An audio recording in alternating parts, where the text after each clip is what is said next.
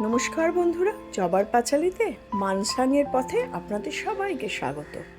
কালিম্পং ডিস্ট্রিক্টে পরেই মানসাংটা। কালিম্পং ডিস্ট্রিক্টের মধ্যে আমরা সবাই ঢুকে গেছি।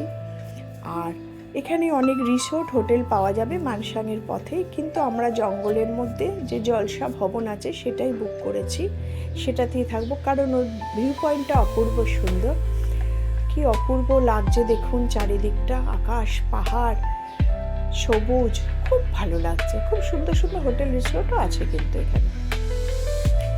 এখানে মানসাংয়ে এক সময় ব্রিটিশ আমলে বলছি সিনকোনা চাষ হতো। সিনকোনা চাষ আমরা সবাই জানি, কুইনাইন তৈরি হয়, ম্যালেরিয়ার ওষুধ।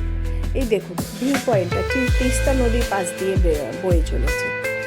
এই ভিউ পয়েন্ট দেখতে না মানসাংয়ের জলসা ভবনে অনেকে গাড়ি নিয়ে আসেন দেখতে, শুধু যারা হোটেলটা আর কি বুক করতে পারেন না, পান না আর কি, ফাঁকা পাওয়া যায় না তো সবসময়। তা আমরা এই জলসা ভবনটাই ভাড়া করেছি, শুধু একদম হিল টপে, এটা শুধু এই ভিউ পয়েন্টের জন্য। দুদিন শান্তভাবে খুব ভালোভাবে কাটিয়ে দিতে পারবেন। এই যে এই কটেজটায় আমরা ছিলাম, এখানে দুটো ট্রি হাউসও আছে, এগুলো ভাড়া হচ্ছে 5,500 করে। কিন্তু ট্রি হাউসের রুমটা খুব ছোট, আমার ঠিক পছন্দ হয়নি, সেই ভিডিওটা আপনাদের আর দেখালাম না। যাই হোক, ভেতরটা দেখাই চলুন। কটেজের ভেতরটা খুব সুন্দর। এটা 1920 সালে আনুমানিক তৈরি হয়েছে মনে করা হয়। ব্রিটিশরা তৈরি করেছিলেন, এখানে সিনকোনা চাষ হতো, তো তাদের থাকার জন্য তৈরি করা হয়েছিল এইটা। তারা তৈরি করেছিলেন এবং পুরোটাই ব্রিটিশ আমলের তৈরি। ব্রিটিশের ছোঁয়া আছে এখানে, দেখলেই আপনারা বুঝতে পারবেন। আর এখানে অনেক পুরনো পাইন গাছ পাবে, অনেক পুরনো, তাদের অনেক বয়স হয়ে গেছে। দেখুন সামনেই ড্রয়িং রুম আছে, সোফা, সেন্টার টেবিল, ফায়ারপ্লেসটা জ্বলে না এখনো, শীতকালে হয়তো জলে, আমার ঠিক জানা নেই। আর সামনে ডাইনিং রুম আছে, এখানে বসে সন্ধ্যাবেলা চা কফি খেয়ে আড্ডা দেওয়া যাবে। আর এখানে খাবার জায়গাটা বড় করেই করা আছে, অনেকজন একসাথে খেতে পারবেন। আমরা 9 জন একসাথে খেয়েছিলাম।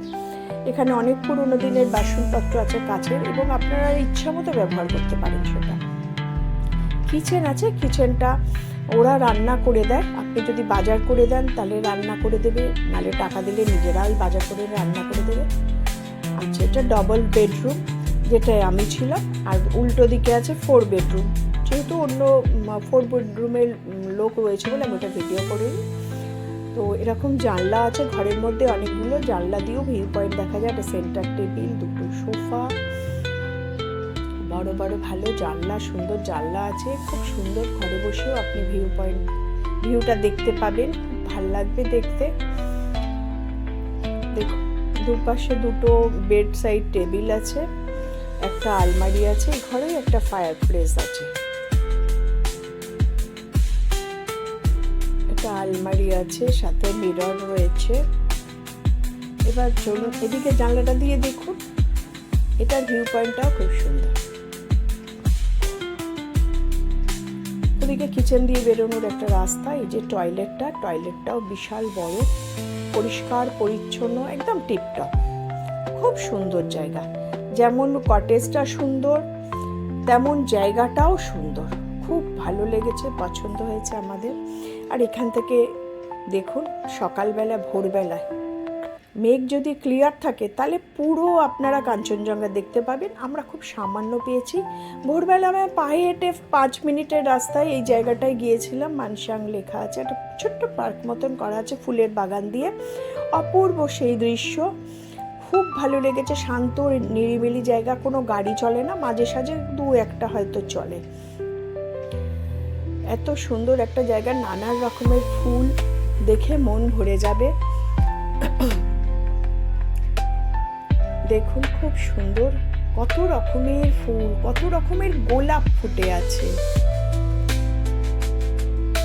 এত সুন্দর করে সাজিয়েছে না এই জায়গাটাকে, অপূর্ব লেগেছে, অপূর্ব জায়গা।